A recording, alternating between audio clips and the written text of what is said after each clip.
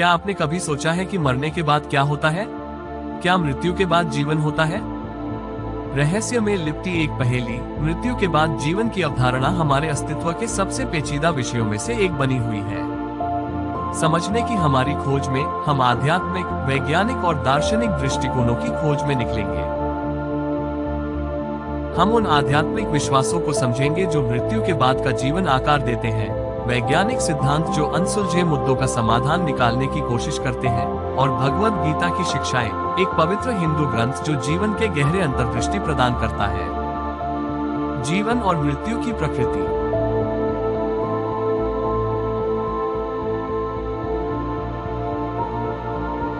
चाहे आप एक स्पिरिचुअल सीकर हो या रेशनल माइंड, सबके लिए कुछ न कुछ है। हमारे साथ जुड़े क्योंकि हम इन दृष्टिकोणों में उतरते हैं और मृत्यु के बाद जीवन के रहस्यों का पता लगाते हैं। आध्यात्मिकता के क्षेत्र में मौत अंत नहीं है बल्कि एक ट्रांजिशन है। ये एक स्थिति से दूसरी स्थिति में जाने का रास्ता है। इस दृष्टिकोण से पुनर्जन्म की अवधारणा मुख्य हो जाती है। आत्मा शाश्वत और अपरिवर्तनीय एक चक्रीय यात्रा पर निकलती है, विभिन्न रूपों और सेटिंग्स में जीवन के बाद जीवन का अनुभव करती है। ये सफर यादृच्छिक या बेलगाम नहीं है। ये कर्म के रूप में आध्यात्मिक शब्दों में कारण प्रभाव के नियमों से शासित होता है। इस जीवन में हमारे कर्म, इरादे और चुनौतियां हमारी आत्मा के अगले गंतव्य के लिए मार्ग तय करते हैं। यह एक कॉस्मिक गेम है जहां हर काम का नोट लिया जाता है और कोई भी काम अनबता नहीं रहता। फल कर्मों के अनुसार मिलता है। यहाँ हमें स्वर्ग और नरक से मुलाकात होती है। वो सिर्फ भौतिक जगह नहीं है, बल्कि हमारे कर्मों के नतीजों को दर्शाने वाली चेतना की स्थिति होती है। स्वर्ग एक आनंदमय और संतुष्टि भरी स्थिति है जो पुण्य कर्मों का एक पुरस्कार है। दूसरी तरफ हेल एक पीड़ा की स्थिति है, हानिकारक कार्यों के परिणाम के रूप में। इन विचारों से परे हमें एक ऊंची शक्ति का विश्वास होता है, एक दिव्य एंटिटी जो सूक्ष्म शरीरों का निरीक्षण करती है। यह एक दयालु मार्गदर्शक है जो हमारी आध्यात्मिक यात्रा में हमारी मदद करता है। आध्यात्मिक दृष्टिकोण से आराम और नैतिक मार्गदर्शन मिलता है, लेकिन वैज्ञानिक सिद्धांतों से इसकी तुलना कैसे की जाए? वैज्ञानिक दृष्टिकोण से देखा जाए तो मृत्यु शरीर के सभी कार्यों का अंत होता है। दिल धड़कना बंद कर देता है, फेफड़े सांस लेना बंद कर देते हैं, और मस्तिष्क, जिस अंग को हम चेतना के साथ जोड़ते हैं, काम करना बंद कर देता है। यह एक स्पष्ट जैविक वास्तविकता है। वैज्ञानिक समुदाय अक्सर सोचता है कि चेतना शरीर के भीतर से आती है। दूसरे शब्दों में, जब मस्तिष्क काम बंद कर देता है, तब हमारी चेतना, पहचान, यादें और विचार समाप्त हो जाते हैं। यह एक विचार है जो दृश्यमान घटनाओं और मापने योग्य डेटा पर आधारित अनुभविक साक्ष्यों पर आधारित है। लेकिन निकट मृत्यु के अनुभवों के बारे में क्या? वो क्या होते हैं जब कोई चिकित्सकीय रूप से मृत व्यक्ति दूसरे लोक में जाने की रिपोर्ट देता है या अपने जीवन की समीक्षा करता है?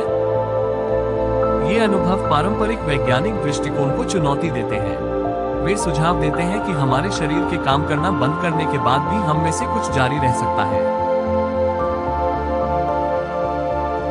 कुछ वैज्ञानिक इन अनुभवों को जिम्मेदार मस्तिष्क की अत्यधिक तनाव पर प्रतिक्रिया के रूप में मानते हैं।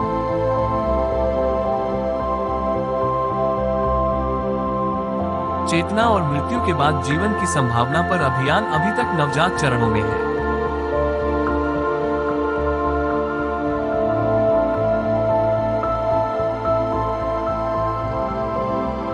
वे जांच कर रहे हैं, सवाल पूछ रहे हैं और सबूत ढूंढते हैं।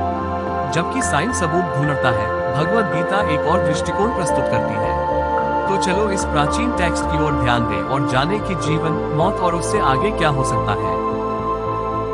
भगवद गीता, एक प्राचीन भारतीय टेक्स्ट, जीवन के बाद के अनुभव पर एक अनोखी दृष्टि पेश करती है। इस टेक्स्ट में जाकर हम आत्मा के स्वभाव, जन्म मृत्यु का चक्र और कर्म की जबरदस्त अवधारणा पाते हैं।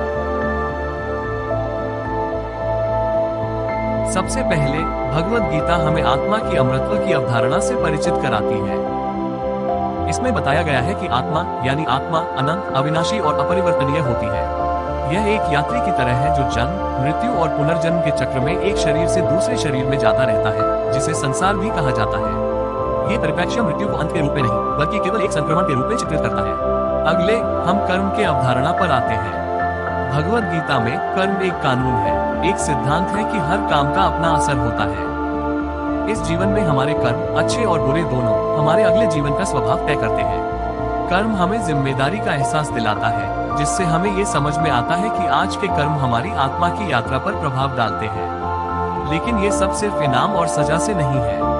भगवत गीता हमें ये सिखाती है कि अंतिम लक्ष्य संसार के इस चक्र से मुक्त होना है, मोक्ष या मुक्ति प्राप्त करना।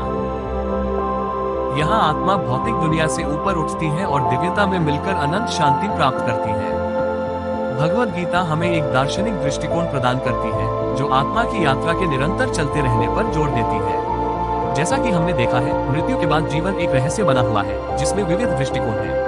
आध्यात्मिकता इसे आत्मा की यात्रा के रूप में बताती है, विज्ञान इसके अस्तित्व पर सवाल उठाता है, जबकि भगवत गीता इसे सिर्फ एक संक्रमण के रूप में दर्शाती है। फिर भी वे सभी कुछ विषयों पर एकत्रित होते हैं, जैसे जीवन की अस्थायित्व, चेतना की निरंतरता और समझने की तलाश। हर दृष्टिकोण अपनी विशिष्ट दृष्टिकोण प्रदान करता है जो इस गहरे रहस्य को समझने में हमारी मदद करता है। मौत के सामने सबसे महत्वपूर्ण यह नहीं है कि आगे क्या होता है, बल्कि यह है कि हम अब कैसे जीते हैं।